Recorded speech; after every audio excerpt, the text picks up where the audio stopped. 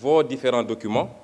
Et ça se traduit aujourd'hui par une situation qui fait que sur l'exercice 2017, nous avons accusé un gap de 161 milliards sur les recettes fiscales. Vous ne le démentirez jamais. Et ce gap-là va vous poursuivre. Et à la fin du premier trimestre 2018, on est déjà à un gap de 40 milliards sur les recettes fiscales.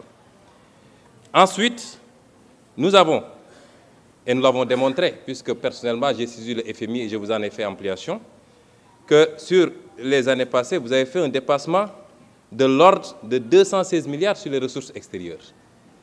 Et c'est extrêmement gravissime, ça veut dire que tous les chiffres que vous nous donnez, nonobstant votre rengaine habituelle sur les notations ou je ne sais quoi, tous les chiffres sont faux.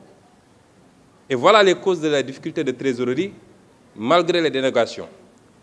Et ça conduit à quoi? Ça conduit à une frénésie de l'endettement, 61% sur le PIB. C'est inadmissible pour le Sénégal.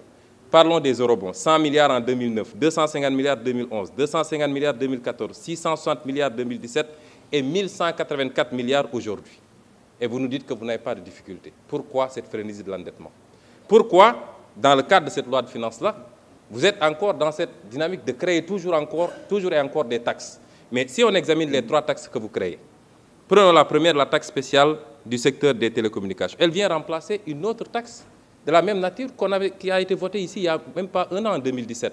Qu'est-ce que vous avez changé? Puisque vous n'osez pas affronter les multinationales de télécommunications, vous leur donnez la possibilité de déclarer trimestriellement, ce qui est une violation de l'égalité des contribuables devant la loi. Parce qu'en matière de TVA, la déclaration elle est mensuelle dans tout le Code général des impôts. Vous avez reculé parce que les entreprises de télécom avaient dit qu'ils ne paieront pas. Et vous devez assumer d'avoir annulé la taxe sur les appels entrants. 50 milliards de recettes abandonnées par le président Macky Sall pour respecter une promesse de campagne faite au patronat, particulièrement le patronat français.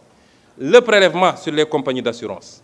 Mais vous mettez une taxe de 1% qui va être encore supportée par le consommateur, alors que vous n'osez pas taxer les forts profits des compagnies d'assurance et les distributions qui sont faites. C'est là où se trouve l'enjeu. Mais vous êtes toujours en train de faire peser la charge sur les mêmes, c'est-à-dire le pauvre contribuable. Enfin, les prélèvements sur les opérations de consignation.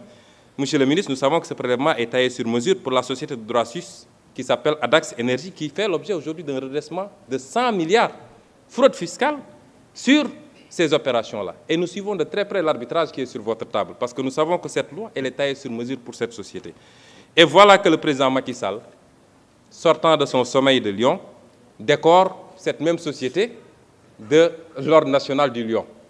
Les multinationales viennent ici, elles fraudent, elles grugent le fisc, mais on les décore après de l'ordre national du Lion. C'est très bien fait, et puis on avance.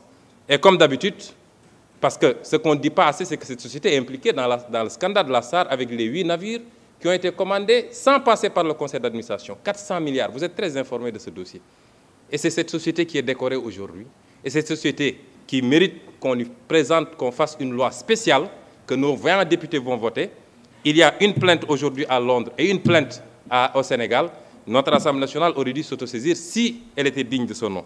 Et je sais très bien que le président de notre auguste Assemblée connaît bien cette société, presque propriétaire de Oryx, dont il a été lui-même actionnaire, même s'il se défend d'avoir cédé ses actions depuis 2006.